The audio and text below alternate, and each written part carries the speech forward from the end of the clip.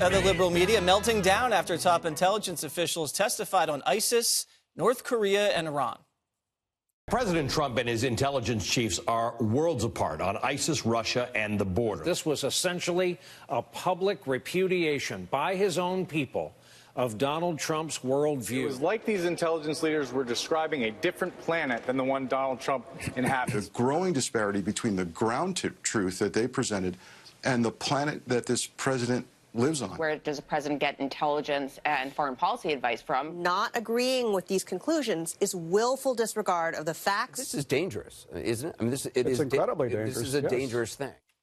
After that media freak out, the president calling his intel chiefs extremely passive and naive when it comes to Iran. All right, Dana, well, I guess the president has made the media take the side of the intel agencies. They've never done that before. It's very doubtful. I'm sorry. Aren't you forgetting 2003? That's right. I'm that's sorry. Right. They're very critical back then. Yeah. But what do you think is going on here with the president and his men at the top? Well, here's the thing. I understand that the media, the story, and we cover it all the time too. It's the story about the president and the media, right? I'm actually melting down about the threats. Oh, yeah. Because it's super serious. We're behind on the cyber war. That's especially from China and Russia. I look forward to this hearing every year because I want to know, okay, what are the problems? You look forward to the intel hearing every year. Don't you Dana want to know? Everybody. I do too, but I just don't remember it until the day before. And he said in his tweet that they should go back to school. Yikes. And he's just throwing some shade. But look, they work very hard for him every day. Did you say throwing shade? Yeah, is that? Wow, you are. Is that woke? Dana. Oh my gosh. Yeah, you know, your Schultz and Christie interview, it all went to your head. Greg, what do you think's happening here? I mean, the president's always been very suspicious of the intel people after the WMD thing, and, they spied on his campaign. They didn't like that either. It's weird. The media is demanding that everybody agree. They can't be happy. They call it disparity, but it's not lockstep. They want lockstep, and if they don't see it, then it's called disparity. They keep parsing over his tweets they're like old guys on the beach with metal detectors, hoping to find a bottle cap. Meanwhile, they overlook bigger stories that perhaps this is working.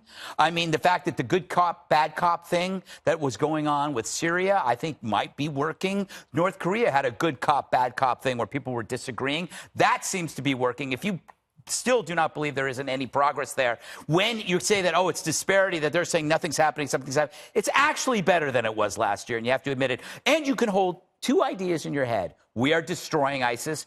We will continue to destroy ISIS. It doesn't have to be, the prison of two ideas. You said we destroyed ISIS, but they're still here.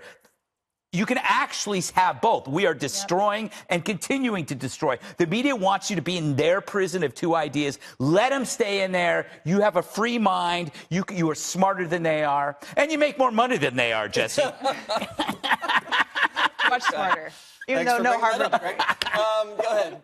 Take it away. I think that there's plenty of room for skepticism when it comes to what the intelligence community is saying and the sourcing that these media outlets are using to push a certain agenda when it comes to foreign policy.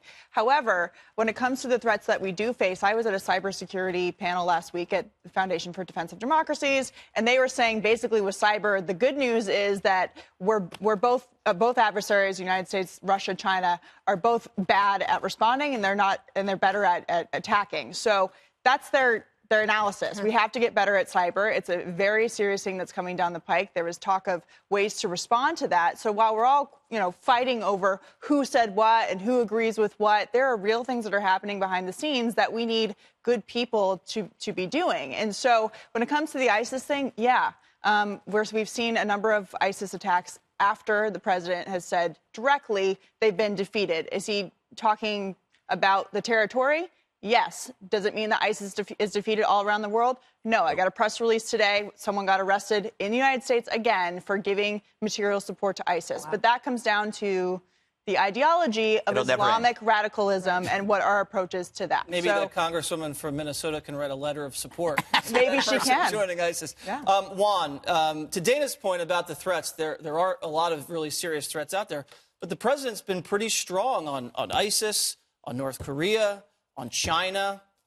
On Russia. That it would be he's been effective on those areas. You know, I'm listening to this defense coming from at least three of you, and I just think it's tissue thin. It's just, but I guess you're desperate. I guess that's what it is. Explain how it is tissue thin rather than just saying because you have Trump's people. These are Trump's people saying, we are doing a realistic assessment, and we all agree. It's not a matter of disagreeing. No. Right. This is FBI, CIA, Director of National Intelligence putting themselves on the line before you, the American people, and saying, here's the reality. It's not what this guy's saying, not what Trump's saying. They don't mention the southern border, for example, as an immediate threat. No. They're talking about China and Russia increasingly working together against us. Okay, but they don't That's have to be a national separate bringing up China before anybody else. else. You know what you think about? You can go through China and You Russia think and about deal for a with the border. second North Korea. He's going to go meet again. You say, wait a second, for what? What? And he says, oh, well, things are better than ever. No, according to the intelligence, they're still intent on creating nuclear weapons. And how about Iran? What have we lost? Iran, Trump is like, oh, yeah, Iran's terrible. No, intelligence, they're not violating the the the Obama agreement. But you never hear this from Trump. It's like he's on a different planet, and you guys are I don't want to hear it. I don't want to hear Venezuela. Venezuela is now responding, saying that they are willing to cooperate. It must have been Bolton's notepad. I have some what 5,000 troops to Bolivia. Oh, what about Obama for a little bit? Oh. Remember when Obama had the intel people cook the books on ISIS and say that, you know what, not that big of a threat anymore? And then the rise of ISIS, he blamed the intel agencies for missing it.